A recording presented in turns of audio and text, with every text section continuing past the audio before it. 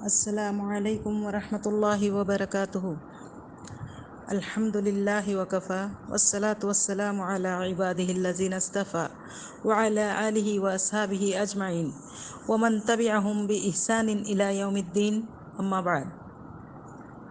عن ابی العباس سہل بن سعد الساعدی رضی اللہ عنہ قال جاء رجل الى النبی صلی اللہ علیہ وسلم فقال یا رسول اللہ دلنی علی عمل اذا عملته احبنی اللہ واحبنی الناس، فقال ازہد فی الدنیا یحبک اللہ وازہد فیما عند الناس یحبک الناس، حدیث حسن رواہ ابن ماجہ وغیرہ باسانید حسنہ۔ رب اشرح لی صدری ویسر لی امری واحلل عقدۃ من لسانی یفقہوا قولی۔ ہر قسم کی حمد و ثنا، عظمت و جلالت اس رب کائنات کے لیے لائق و زیبا ہے جو تمام جہانوں کا خالق، مالک اور پالنہار ہے، اور درود و سلام ہو ہمارے اور آپ کے آخری نبی محمد رسول اللہ صلی اللہ علیہ وسلم پر، جن کو رب کائنات نے معلم کائنات بنا کر مبعوث فرمایا اور جنہوں نے اللہ تعالیٰ کے احکامات کو پوری امانت داری کے ساتھ امت تک پہنچایا۔ اللہم صلی وسلم علی نبینا محمد۔ عزیز طالبات، اس حدیث کا ترجمہ ہے، سہل بن ابو العباس ساعدی رضی اللہ تعالیٰ عنہ سے روایت ہے کہ ایک شخص نبی کریم صلی اللہ علیہ وسلم کی خدمت میں آیا اور عرض کیا، اے اللہ کے رسول صلی اللہ علیہ وسلم، مجھے کوئی ایسا عمل بتلائیے جسے میں کر لوں تو اللہ بھی مجھ سے محبت کرے اور لوگ بھی مجھ سے محبت کریں۔ آپ صلی اللہ علیہ وسلم نے فرمایا، دنیا میں زہد یعنی بے رغبتی اختیار کرو، اللہ تم سے محبت کرے گا، اور لوگوں کے ہاتھ میں جو کچھ ہے اس سے بے رغبت رہو تو لوگ بھی تم سے محبت کریں گے۔ ابن ماجہ وغیرہ۔ یہ حدیث حسن ہے۔ اس حدیث کے راوی ابو عباس سہل بن سعد ساعدی یہ انصاری صحابی ہیں اور قبیلہ خزرج سے ان کا تعلق ہے۔ ان کے والد حضرت سعد بن مالک یہ بھی صحابی تھے، اور اللہ کے رسول صلی اللہ علیہ وسلم کی حیات میں ہی ان کے والد کا انتقال ہو گیا، اور ان کا نام حزن تھا، جس کے معنی ہیں غمگین رہنے والا،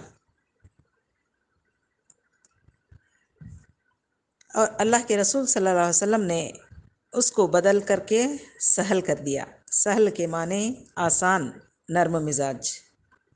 مدینہ میں وفات پانے والے آپ آخری صحابی ہیں۔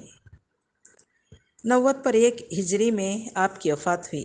180 پر 8 حدیثیں آپ سے مروی ہیں۔ عزیز طالبات، یہ جو حدیث ہم نے پڑھی ہے بہت اہم حدیث ہے۔ اس میں اللہ تعالیٰ ہم سے اور اس کے بندوں کی محبت حاصل کرنے کا، اللہ سے اور اس کے بندوں کی محبت حاصل کرنے کا گر سکھایا ہے۔ یہ ایک انسان کی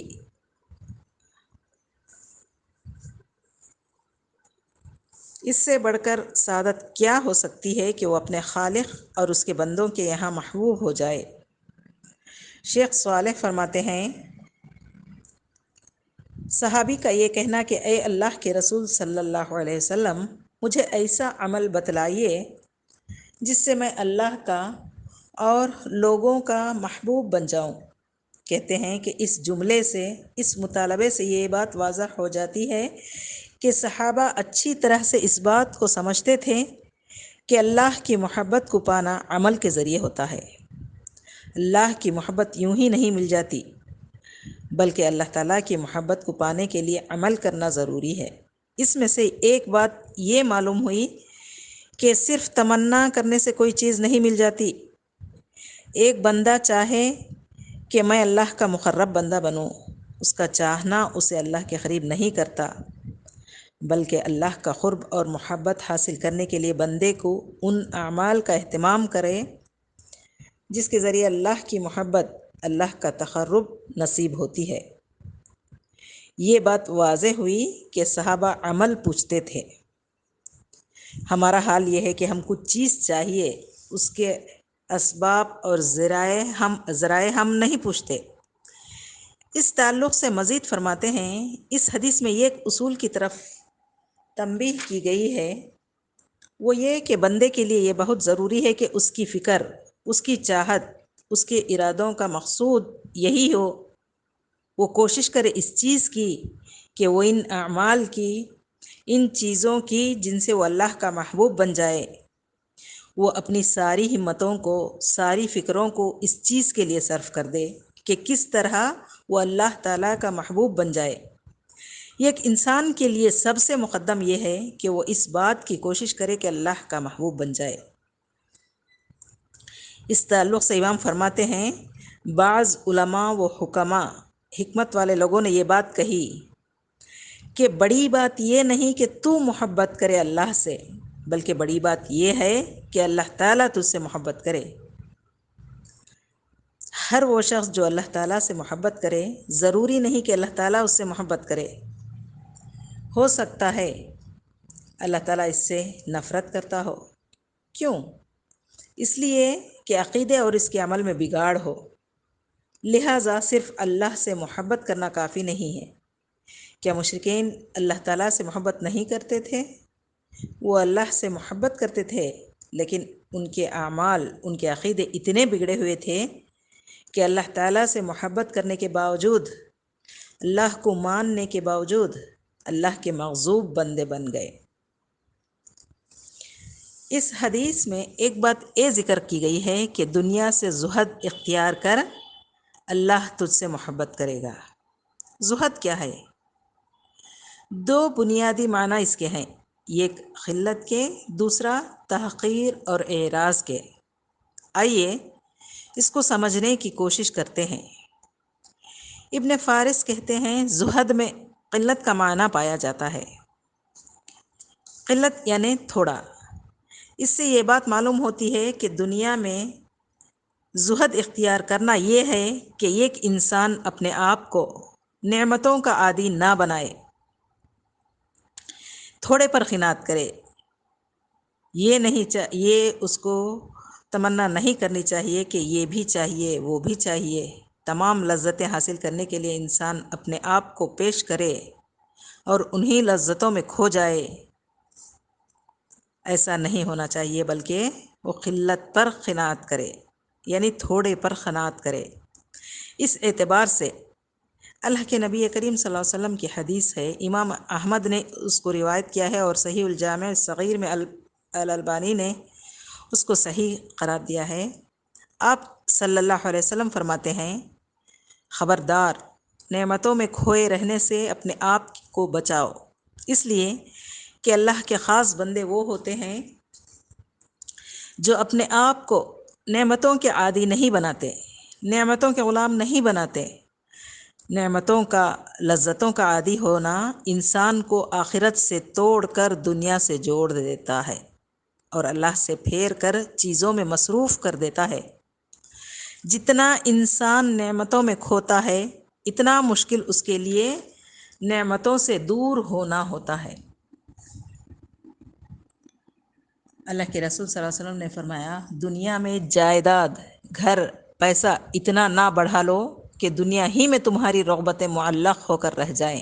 یعنی ایک آدمی اتنی پراپرٹی بنا لے کہ پھر اسی کا غلام ہو جائے، دن رات اسی کی فکر اسے ہو، آخرت کی فکر نہ ہو، دن رات اسی میں مصروف ہو، عبادات ترک ہو جائے۔ زہد کا پہلا معنی یہ ہے کہ انسان تھوڑے پر قناعت کرے۔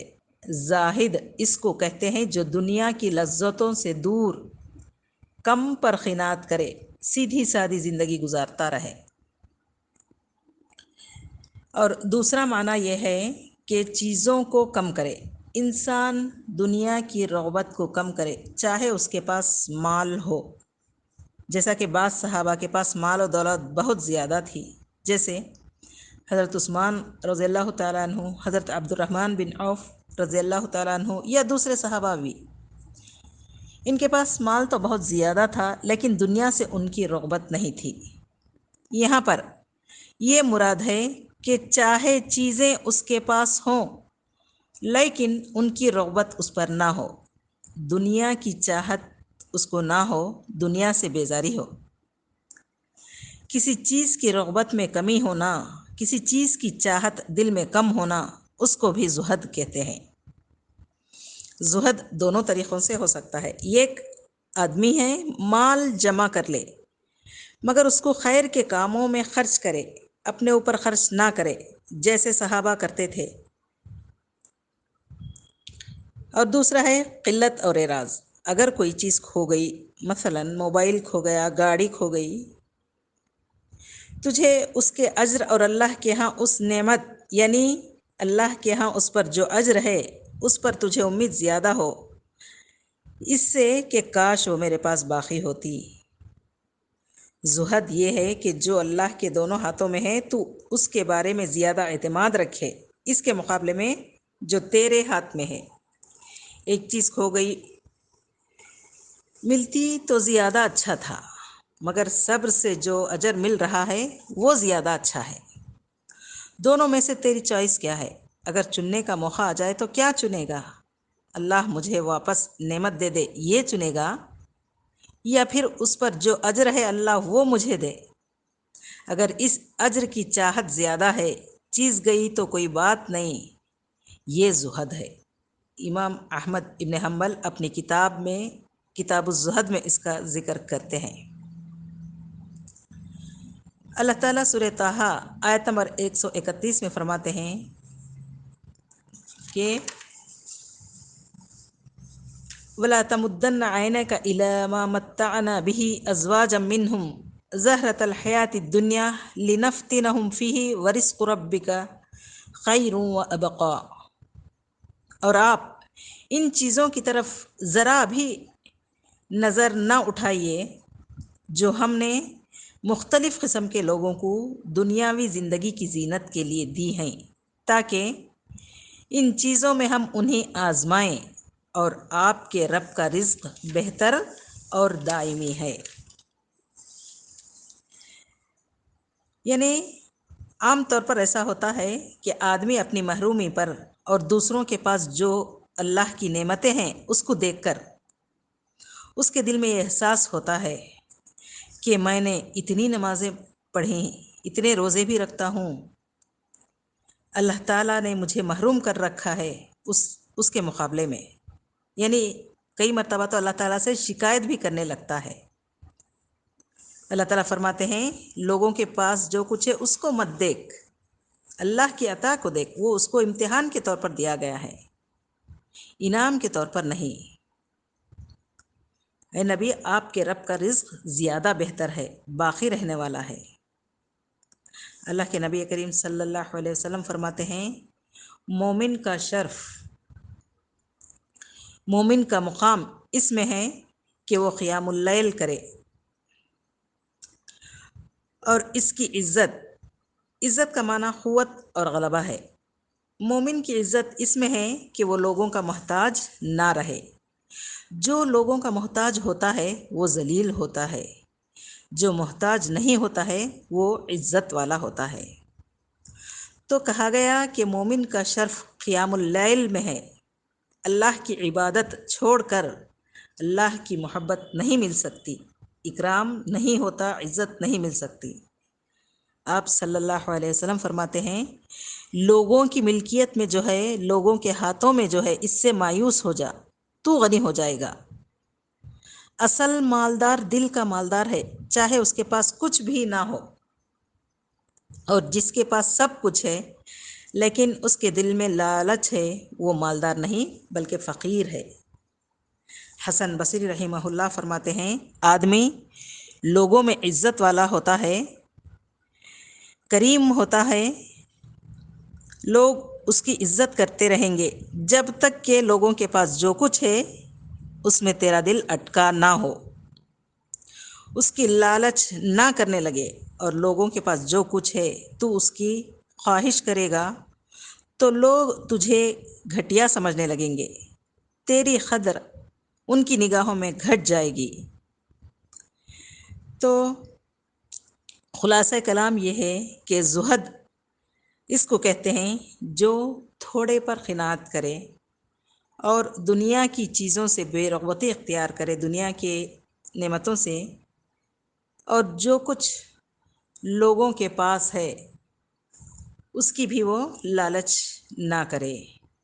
تو زہد اختیار کرنے سے اللہ کے ہاں بھی مقام ملے گا، مرتبہ ملے گا، اور اللہ تعالیٰ کی محبت ملے گی، اور لوگوں کے پاس جو کچھ ہے اس سے بے رغبتی اختیار کرنے سے لوگوں سے بھی کیا ہے، لوگ بھی اس سے محبت کرنے لگیں گے۔ تو اللہ تعالیٰ سے دعا کرتے ہیں کہ اللہ تعالیٰ ہم کو زہد اختیار کرنے کی توفیق عطا فرمائے، جس کے ذریعے ہم اللہ تعالیٰ کے محبوب بندیں اور لوگوں کی نظروں میں بھی محبوب بن جائیں۔ وآخر دعوانا ان الحمد للہ رب العالمین، وآخر دعوانا ان الحمد للہ رب العالمین۔ السلام علیکم ورحمۃ اللہ وبرکاتہ۔